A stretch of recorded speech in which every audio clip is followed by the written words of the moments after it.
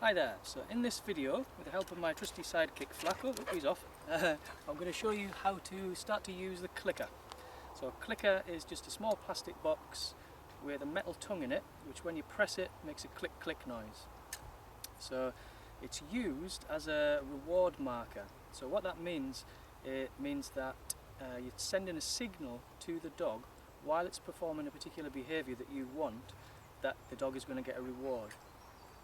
So what we would do, for example, if we want the dog to learn how to sit, wait for him to sit, or lure him into position with a treat, something like that. When he's in position, click click, he gets a treat. So initially, the click's going to be meaningless, it's just going to be a noise, so he's not going to know that he's going to get a reward. So what we need to do is charge the clicker, it's called. So that basically involves, we press the clicker and deliver a treat within a second, over and over and over and over and over and over again, until it gets to the point where you click and the dog starts drooling or runs over because he knows he's going to get a treat because he's heard the noise. So that association then is made, it's a conditioned response.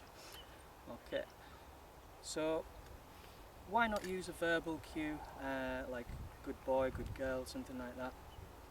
In some instances it is actually the right thing to do. If you've got a dog that's nervous of sudden noises, that kind of thing, it's going to be counterproductive. You press the button and the dog runs off because it's terrified of it. But people often use, for example, they do use good girl, something like that.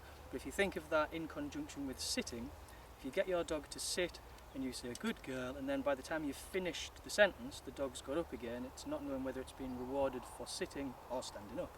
So the great thing about the clicker is it's very short and snappy, so timing wise it's really useful.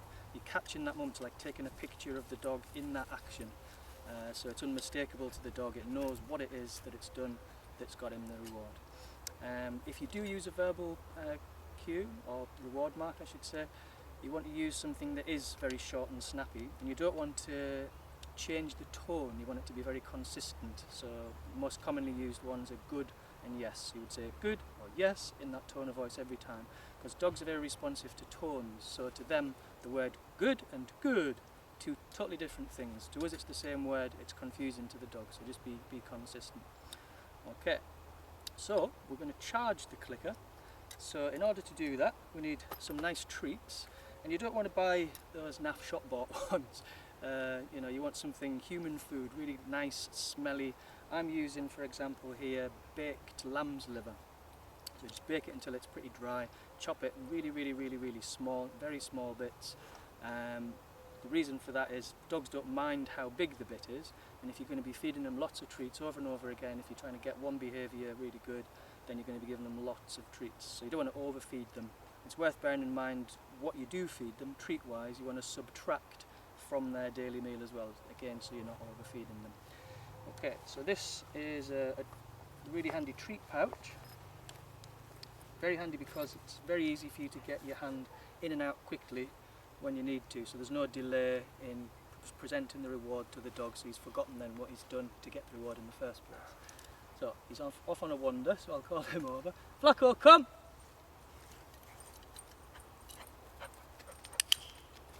There we go, and I've clicked him and given him a treat there because he's done what I asked, so there we go. Up! Up!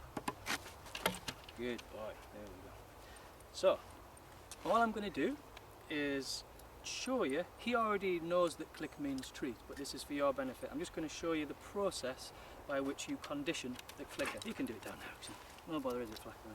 So all I'm going to do is just go click and give him a treat within that second. Very important, because if it's after a second the dog no longer makes that connection between the two things. It's worth bearing in mind when you are training anything that that consequence has to come within a second for the dog to understand what it's being rewarded for.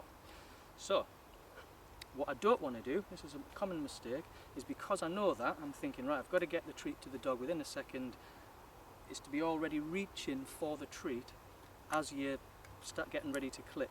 So if you do that, the dog will start to become very focused on your hand all the time when you're trying to train anything, instead of focusing on what you're doing, the task at hand.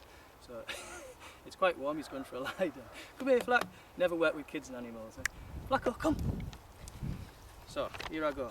Hand is poised, ready, but not moving. I'm going to just go give him a treat within that second. Ah, that was a bit late. Accidents happen.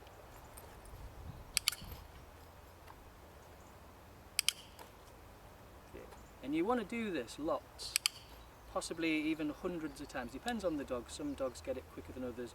But a good way to check is when the dog isn't expecting the click. So if he turns his head, he gets distracted over here or something. There. So he looks straight up there. Because he already is conditioned, as I've said, he knows now that click means treat. So that being the case, I can now start to train any behaviour that I want. So I catch him doing that behaviour, I press the clicker, he gets the treat. Bob's your uncle. Thank you very much.